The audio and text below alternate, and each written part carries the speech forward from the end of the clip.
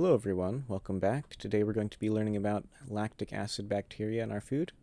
So, if we were in the lab, we'd be testing our sauerkraut with two different types of plates, SGA and EMB. So SGA, or sucrose gelatin agar, is going to be used for testing for the presence of our lactic acid bacteria, our slime formers.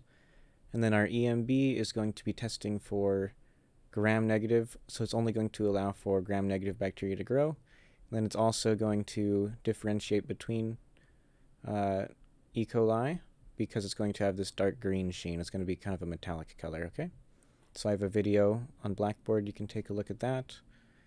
And then let's get started. So lactic acid bacteria is the same as last week, so you should all know this by now, I hope.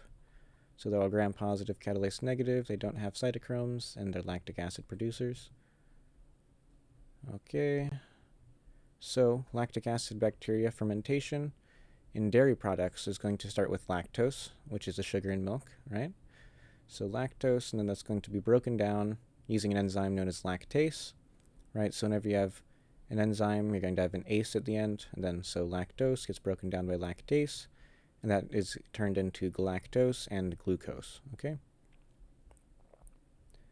Then we have our lactic acid fermentation. We have two different major pathways. Okay, we have homofermentation and then heterofermentation. So homofermentation is only going to produce lactic acid as the sole product. And then for heterofermentation, that is going to produce lactic acid as well as a few other byproducts. So homo is in one, so just one product that it's going to be fermenting. Then hetero is in more than one. Okay, so it's going to have others. Okay.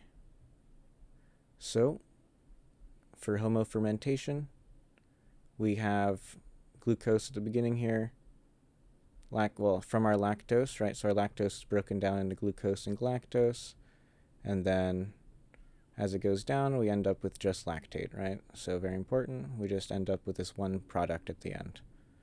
And then with our heterofermentation, so real fast, homofermentation is also known as glycolysis. You might have heard of that before. And then we have our heterofermentation, which again starts with lactose, breaking down into glucose and galactose, but then we end up with CO2, lactic acid, acetate, ethanol, okay? So there's going to be a few other byproducts that are created when we are going through heterofermentation. So our first organism we're going to be looking at is Lactococcus lactis, and so this organism is going to go through homofermentation. Okay, so it's homofermentative. It only produces lactic acid as its sole product. And then it's also going to produce nisin. So I don't want you to get confused. This is a separate process from fermentation. This is just a byproduct it makes in its normal reproduction, survival, and growth. But it's not a part of the actual fermentation process. So the actual fermentation just produces lactic acid, right? Because it's homofermentative. So nisin is going to be a bacteriocin, or write a molecule that's going to be antimicrobial. So it's going to help stop any other bacteria from growing with Lactococcus lactis.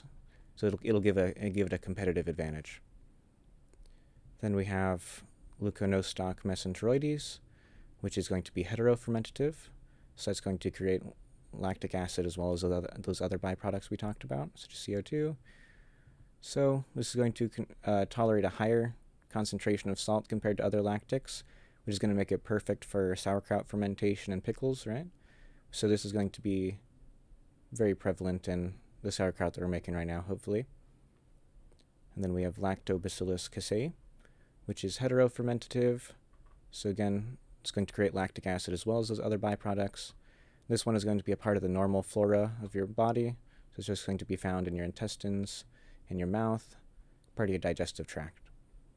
And then there's also going to be a few applications in fermented milk and creating probiotics as a probiotic, right? And then it's also going to be a common cause of beer spoilage, which we don't want that.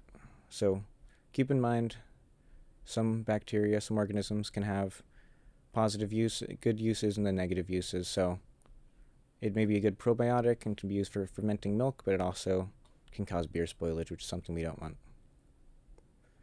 So if we were in the lab, we'd be doing some of this stuff, but you don't have to worry about any of this. You can take a look if you're curious about what we were doing, but all you need to do is just the stuff that is on Blackboard for now, okay? Let me know if you have any questions. I hope everything's pretty clear and easy to understand. Make sure you know these 3 organisms, everything that's on here, the differences between those 2 fermentation, and then make sure to do your discussion board posts on your sauerkraut. I hope everything's going well with that. Good luck.